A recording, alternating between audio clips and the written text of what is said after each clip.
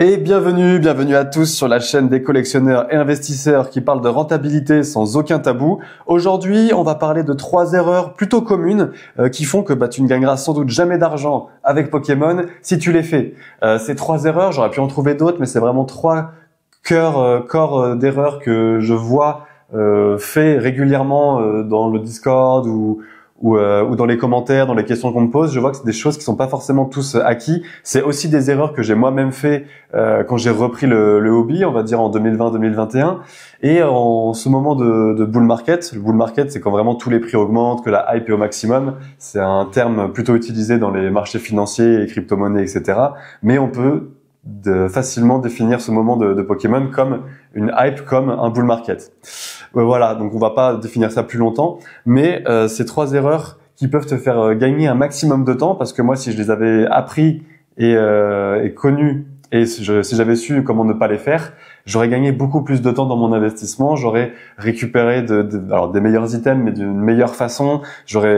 On va voir ça tous ensemble très rapidement, mais je pense que c'est quand même très important que tout le monde puisse comprendre quelles sont ces 3 erreurs et comment y remédier pour ne plus les faire.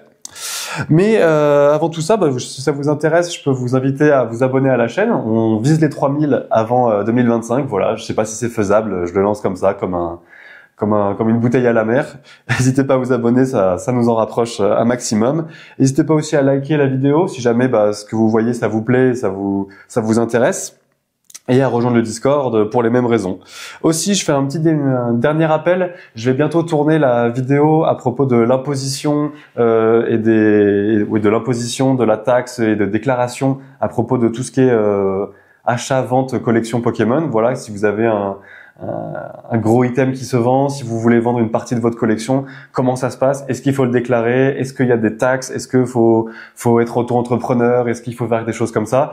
Je vais interviewer un expert dans le domaine qui travaille aux impôts, qui est gentiment venu me voir pour répondre aux questions de toute la communauté. Donc n'hésitez pas à me mettre dans les commentaires, et je ferai peut-être un petit tag sur le Discord pour que tout le monde pose ses questions aussi. Et ensuite on fera sans doute une grosse vidéo récapitulative, ultime, avec tous les tenants et aboutissants de tout ce qui est imposition, déclaration, etc. Voilà qui est fait, on va pouvoir aller directement sur le sujet du jour. Voilà. Cette fois-ci, on est allé beaucoup plus vite. Les 3 erreurs donc qui font que tu ne gagneras jamais d'argent malgré tes achats sur Pokémon.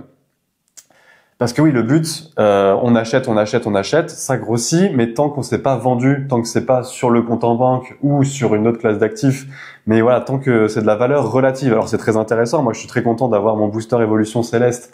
Oui, que j'en ai plusieurs, je suis très fier, qui vaut 25 voire presque 30 € unité, mais concrètement c'est de la valeur relative. C'est pas vendu, c'est pas sur mon compte. C'est comme les actions, comme les cryptos, comme l'or, comme beaucoup de choses. On sait que c'est la valeur que ça a, mais tant que c'est pas vendu, ça reste relatif, c'est des gains relatifs. Et comment être sûr de transformer ça? Pour la première erreur, c'est de ne pas avoir de budget précis. Qu'est-ce que j'entends par budget précis? Vous savez, je parle souvent, et je vais en reparler très rapidement parce que j'en parle presque à chaque fois, le côté triple budget. Donc on a le budget ouverture, budget collection, budget investissement, avec des budgets glissants. Si jamais vous ouvrez une carte, que c'est une carte qui est assez rare et qui vous intéresse pas plus que ça pour la collection, hop, vous pouvez la faire glisser dans investissement. Ou alors si vous adorez, hop, ça dans collection. Un item que vous avez dans collection qui commence à prendre de la valeur, finalement, on va peut-être le faire glisser dans investissement, etc., etc. C'est ça que j'appelle glissant. Voilà, c'est pas gravé dans le marbre. Mais par contre, si vous faites un peu n'importe quoi avec cette façon de penser, par exemple quelque chose qui est dans collection et puis qui glisse petit à petit vers ouverture, là vous faites n'importe quoi, vous n'avez pas de budget précis, vous n'avez pas de plan, vous savez pas trop ce que vous faites. Si vous achetez aussi trop sur le coup de l'émotion, vous avez plus d'argent ensuite pour les potentielles bonnes séries qui arrivent. Vous l'avez vu, les excellentes séries, celles qui font que le TB a fait un x2 en 1 mois et demi, voire plus, la display pareil, qu'il y a plus de tripack, les blisters sont difficiles à trouver. Ce type de série, c'est pas tous les 3 mois que ça sort, hein, c'est quand même assez rare, c'est régulier, mais régulier et espacé. Si vous avez utilisé sous le coup de l'émotionnel, vous avez votre budget et vous vous êtes dit faut que je dépense maintenant parce que là j'ai pas envie de passer à côté de quelque chose, et que vous avez acheté plein de EV6 qui est pas mauvais, mais quand EV8 sort, vous avez plus de budget pour les bonnes séries. Pareil là, si on va avoir EV9 je sais pas encore ce que c'est, donc il va sortir après EV8. Ça se trouve EV9 ne va pas être très intéressant, et on va commencer à entendre qu'il y a des leaks de EV10 qui vont être exceptionnels. Et n'allez pas acheter utiliser tout votre argent sur EV9. Ça, c'est juste des exemples que je donne. J'ai aucune idée de ce qui va sortir, mais c'est vraiment, n'utilisez pas. Déjà, dès qu'il y a de l'émotion, dès qu'il y a du FOMO, le FOMO, j'en parle toujours aussi. C'est le fait de vouloir, d'avoir peur de passer à côté de quelque chose. C'est j'achète, tant pis, on verra. Non, passer à côté d'une bonne affaire. Il y en a plein des bonnes affaires. Vaut mieux passer à côté d'une bonne affaire que tout miser sur une potentielle mauvaise. Voilà, parce que le marché continue d'évoluer avec ou sans vous. Un train, si vous l'avez raté, un autre passera tôt ou tard. Et vous, vous avez de l'argent qui n'est pas infini. Voilà. Et ensuite, un truc que j'ai vraiment fait, que j'ai vraiment réussi à totalement, à 99% arrêter, c'était tu n'arrives pas à garder des objets scellés. Ça, moi, vous voyez le Évolution Céleste, EB7, je confonds toujours EB et EV. Le EB7 qui est devant moi, il m'en reste 5, là c'est tout ce que je possède.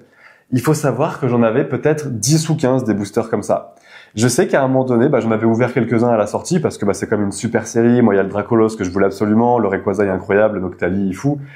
Évidemment, c'est une super série, les taux de drop sont affligeants par contre. Et d'ailleurs, j'ai eu 2 Rainbow et 2 fois la même, une dresseur. Donc je pense que c'est à partir de là que j'ai arrêté d'ouvrir. Mais je me souviens d'une fois où j'étais dans avec ma boîte à chaussures, avec mes petits boosters à l'époque, parce que ça a tout rentré dans une boîte à chaussures.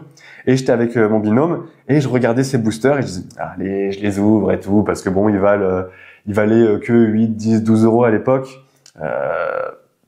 C'était quand même beaucoup pour un booster, mais je me dis, si je le revends, j'ai fait 4 euros, 4 euros, ça me paye mes yaourts à la fin de la semaine, je m'en fous un peu. Voilà, c'est pas... En fait, j'ai plus envie d'ouvrir que de me payer des yaourts et mettre un peu de chocolat dessus, quoi. Et c'est vraiment lui qui m'a pris par l'épaule, il m'a dit, mais t'es fou, arrête complètement. Et vraiment, sur ce moment-là, moi, j'ai eu le côté j'ai arrêté de réfléchir en tant qu'investisseur, j'ai voulu faire... alors, j'avais pas ce côté, ce triptyque collection, ouverture, investissement, mais il y avait ce côté... ma boîte à chaussures, c'était vraiment le côté investissement, et j'étais en train de me dire, allez, j'en ouvre un, j'en ouvre 2, si j'ai rien, vas-y, je continue à ouvrir. Et ça, je sais qu'il y a énormément de gens qui sont comme moi. Moi, j'ai réussi à arrêter ça pour le coup, c'est vraiment, je le mets à part et loin de chez moi pour la plupart des cas, les gros items.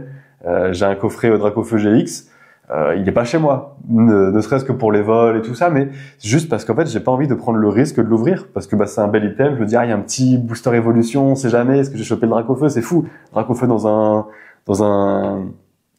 coffret Dracofeu, ce serait trop bien. Voilà, pour le lore. Mais non, faut vraiment penser à s'empêcher d'ouvrir. Et j'ai même vu en commentaire des gens qui me disaient, je sais pas comment tu fais pour t'empêcher d'ouvrir. C'est vraiment un mindset à adopter, c'est vraiment une discipline à avoir. Et c'est vrai que faire ça, c'est vraiment la première erreur. Même si tu chopes des super items, si tu les ouvres, il y a vraiment une très faible probabilité que tu sois rentable. Voilà. Faut vraiment en être conscient, surtout pour les débutants. Ensuite, le deuxième point, qui pour moi est un point aussi extrêmement important, j'ai failli faire une vidéo uniquement sur ce point, mais je pense que ce serait un petit peu une vidéo un peu trop courte, donc je le cale ici, mais c'est important. Le deuxième point, c'est tu ne vendras jamais. La deuxième erreur, c'est tu ne vendras jamais. Pourquoi tu ne vendras jamais? Alors, tu achètes tout le temps, tu dis, je vais acheter ça, est-ce que ça c'est important, je vais acheter ceci, j'ai acheté cela, tu stockes, t'emmagasines un maximum de choses, mais tu ne sais pas quand est-ce que tu veux vendre. Tu te dis, ouais, ça va prendre de la valeur. Mais c'est un peu l'erreur. Est-ce que tu veux revendre à x3, x5, x10, x100? Est-ce que tu veux revendre lui quand il fait x2, lui x3, lui x5, lui x10, lui x100?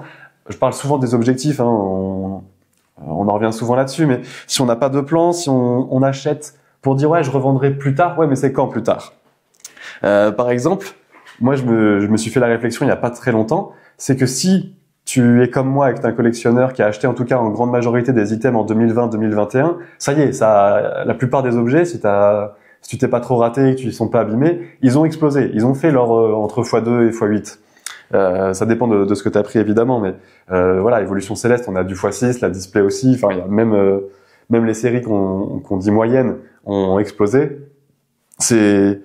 ça y est, ça a pété. Même si ça fait encore x2 aujourd'hui, ça va être très compliqué. Ça reste qu'un simple x2 en contrepartie de tout ce que ça a déjà fait comme augmentation. Et donc, si tu as déjà augmenté, si tu as déjà stocké des items pendant 2, 3, 4 ans, tu as sans doute vu comme moi que le marché il a monté, puis ensuite il est descendu, il a stagné, et que là il est enfin reparti, qu'il est bien reparti. On arrive en plus au moment donc de la hype, et on arrive à Noël. Noël, c'est quand même un moment où il y a une date définie où des gens vont vouloir acheter plein de choses. Alors du Pokémon mais pas que, mais il faut que pour le 24-25 décembre, tous les cadeaux soient faits. Et donc il y a une très forte demande qui va arriver d'un coup, et on le voit dans les magasins, il y a une excessivement forte demande pour une offre relativement faible, parce que c'est très ciblé dans le temps. Et ça se trouve le 27, 28, 29, et ben la demande va énormément baisser parce que déjà les gens ils auront plus trop d'argent parce qu'ils ont acheté Pokémon, mais ils auront plus de cadeaux à faire aussi. Donc on va jusqu'à décembre, jusqu'à la fin décembre en tout cas Noël. Pour moi, il va y avoir cette bulle dans la bulle qui va vraiment tirer les prix vers le haut. Et si tu ne vends pas maintenant, quand est-ce que tu vas vendre? Voilà, mets-toi ça, c'est pas grave de pas vendre maintenant. Moi j'ai réfléchi et j'ai finalement pas besoin de cet argent-là tout de suite. Donc j'ai pas envie de vendre, je vais peut-être en vendre un petit peu, mais c'est pas ce que je vais pas liquider par deux, voilà, ma collection, mon investissement. Mais c'est vraiment quelque chose qui à prendre en compte si tu ne vends pas maintenant. Quand est-ce que tu penses vendre? Mais voilà, fais-toi un plan. Est-ce que tu te dis non, c'est pas assez? Faut que dans le total, c'est fait x2. Il faut que je puisse me payer ma première voiture. Faut que je puisse me payer une année à la fac. Faut que je puisse me payer, je sais pas, des vacances, n'importe quoi. Mais ça, c'est extrêmement important. Et aussi, donc, si tu attends d'avoir des problèmes d'argent, ça c'est quelque chose qu'on se rend compte quand on avance dans la vie. Si tu attends d'avoir des problèmes d'argent pour vendre, tu te dis non, mais ça c'est un peu comme un compte, c'est un compte à côté et je vendrai si vraiment j'ai besoin d'argent. Souvent, quand tu as besoin d'argent, c'est les moments où les marchés sont le plus bas, parce que tu noteras que quand tout va bien que tout monte. 2021. Alors malgré les gros crashs qu'on a eu, tous les marchés financiers ont fini par très bien remonter. On l'a vu avec le S&P 500, le CAC 40, les crypto-monnaies, etc. Et c'est un peu la même chose qui est en train de se repasser 2, 3, 4 ans plus tard. Là, si on se dit ouais, c'est là où tout est le plus haut, mais c'est là où on a le moins besoin d'argent. Alors, je suis conscient que c'est pas le cas pour tout le monde, que tout le monde a des difficultés. Moi, le premier. Mais alors, chacun à son échelle.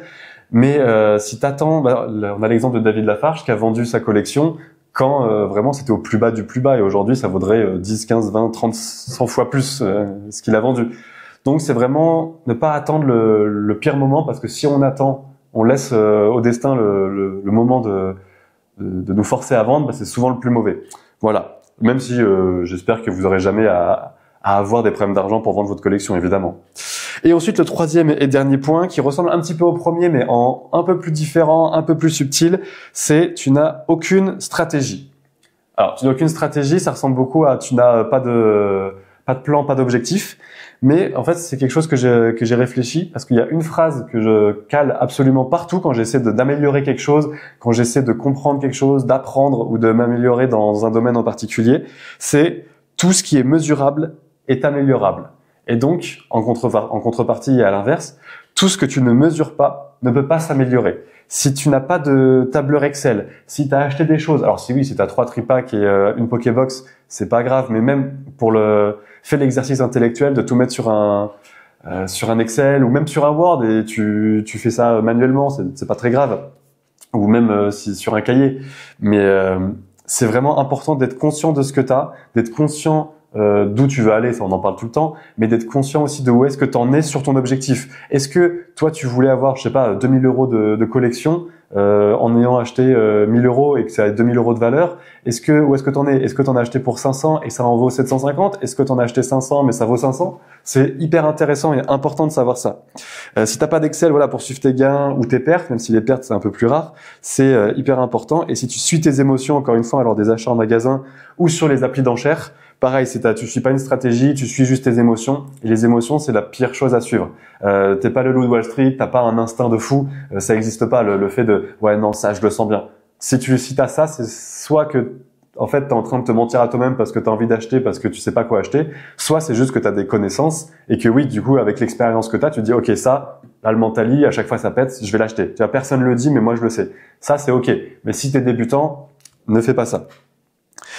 Et bref, voilà, en fait, tu fais encore un peu de hasard. En fait, c'est du hasard sur du hasard, et c'est peut-être juste que tu es accro au gambling. Et ce qui est un peu tous notre cas, peut-être. Mais en être conscient, c'est vraiment la première des choses à faire.